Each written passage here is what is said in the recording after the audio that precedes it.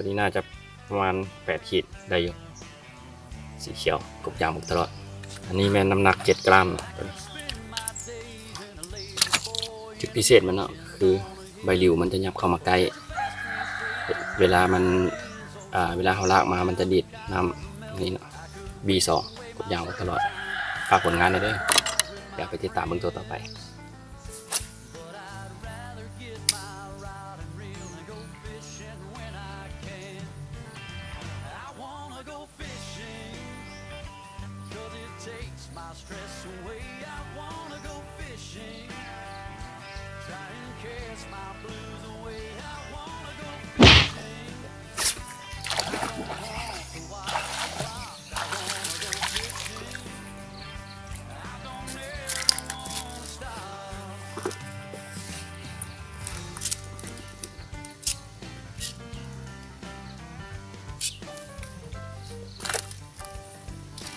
กบยางบุกตลอดสีเขียว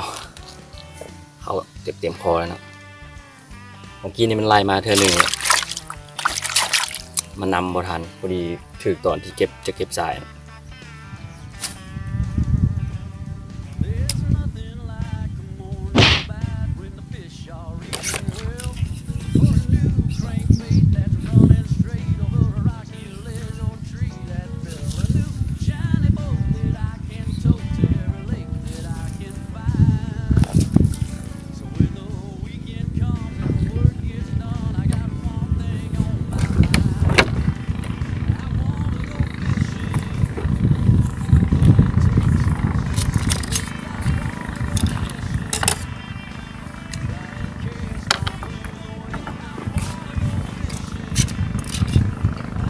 เต็มเนาะทีนี้กบยางรอ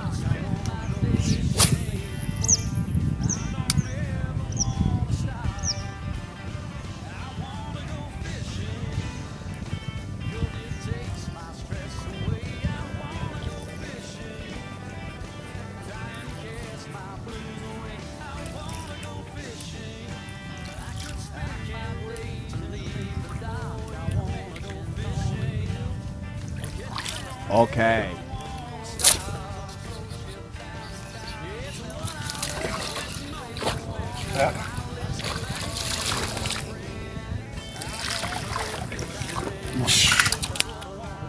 เล็กตัวนี้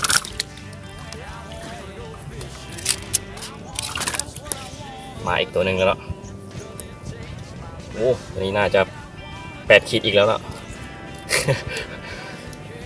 ตุยกบยางตลอดสีเขียวลงคอเลยนะลงคอทุกตัวใบหลิวมันจะอยู่ใกล้ๆติดกับตัวที่เขาอัปเดตเขาพัฒนามา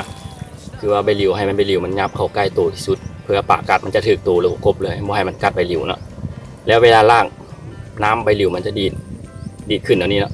ตับแล้วก็จะมีเสียงน้ำกระจายออกแล้วก็โอเคฝากติดตามผลงานของทีมงานเขาเลยด้วยกบยางตลอดมื่อนี้ถือว่า